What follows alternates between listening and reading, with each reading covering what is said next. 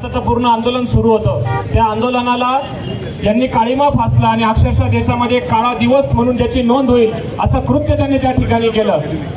अमित शहांच्या आदेशानुसार पोलिसांनी विद्यार्थ्यांना मारलं, त्याच्यामध्ये आमच्या एका विद्यार्थिनीचा जीव सुद्धा गेला। इतकी अमानुषपणे मारहाण करण्याचा प्रकार या देशात पहिल्यांदा झाला। संविधानिक पद्धतीने आंदोलन करत असताना आपली बाजू सेफ करायची, आपल्याला प्रश्नाची उत्तरं देता येत नाही म्हणून मारहाण करण्याचा हत्यार त्यांनी त्या ठिकाणी उपसलं। मला असं वाटतं हे खऱ्या अर्थानं निषेध केला पाहिजे। एक पैकीकडे बघितलं गेलं तर नीट सारखा पेपर लीक झाला, त्याच्यामुळे या देशामधले 24 ते 25 लाख विद्यार्थी जे आहे त्यांचं नुकसान झालं आणि त्याच्यामध्ये लाखो रुपये खर्च करून आणि कित्येक तासांची वर्षाची मेहनत विद्यार्थ्यांची वाया गेली। आमच्या देशामध्ये 22 ते 25 विद्यार्थ्यांनी तो पेपर लीक झाल्यामुळे आत्महत्या केली। इतका भयावह प्रकार असताना मोदी आणि त्यांचा प्रधान, मोदी राजा झाला आणि तो धर्मेंद्र त्याचा प्रधान झाला। या दोघांनाही कुठल्या प्रकारची गंध वार्ता नाही, यांना यांचं स्वतःच सिद्ध करायचं आहे।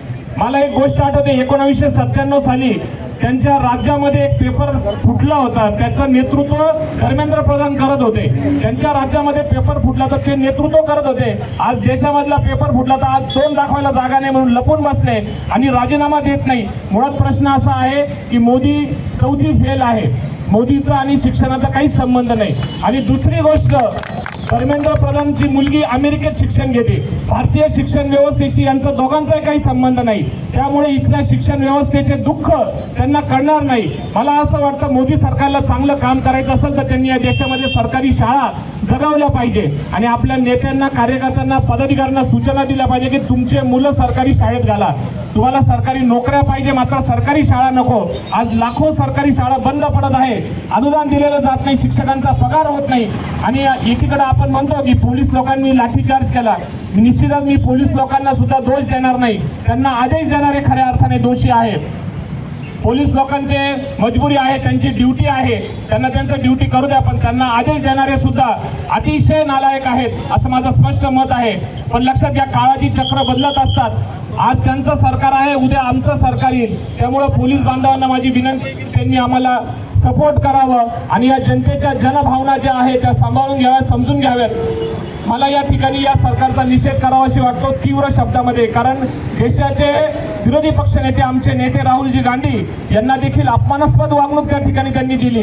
ज्या माणसाला Z+ सिक्युरिटी आहे अशा माणसाला जर तुम्ही अशा पद्धतीने वागणूक देऊन उचलून नेत असाल तर सामान्य जनतेची तुम्हाला काय किंमत असणार आहे याच्यावरून तुमचं दिसून येतं। आज त्यांना पदाची आणि त्यांच्या सत्तेची मस्ती आली आहे आणि ही मस्ती जनता जिरू शकेल। एक दिवस या देशामध्ये श्रीलंका आणि नेपाळ सारखी परिस्थिती निर्माण होईल, त्यावेळेस मोदी सरकारकडे कोणत्याही प्रकारचं शस्त्र राहणार नाही।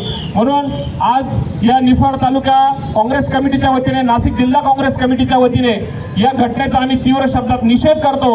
धर्मेंद्र प्रधान यांचा, त्याचबरोबर अमित शहा आणि मोदी या तिघांचाही राजीनामा झाला पाहिजे।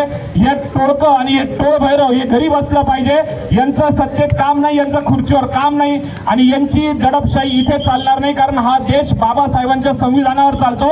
यांच्या बापाने निर्माण केलेल्या कायद्यांवर चालत नाही, तो आमच्या बापाने निर्माण केलेला आहे। आम्हाला जेलमध्ये टाकायला कायदे लागतात, आम्हाला उचलायला कायदे लागतात, मारहाण करायला तुम्हाला कोणी सूट दिली?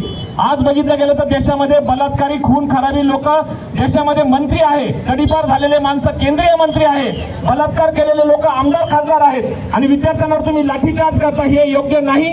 याचा आम्ही जाहीर शब्दात निषेध करतो। धन्यवाद। जय हिंद, जय भीम।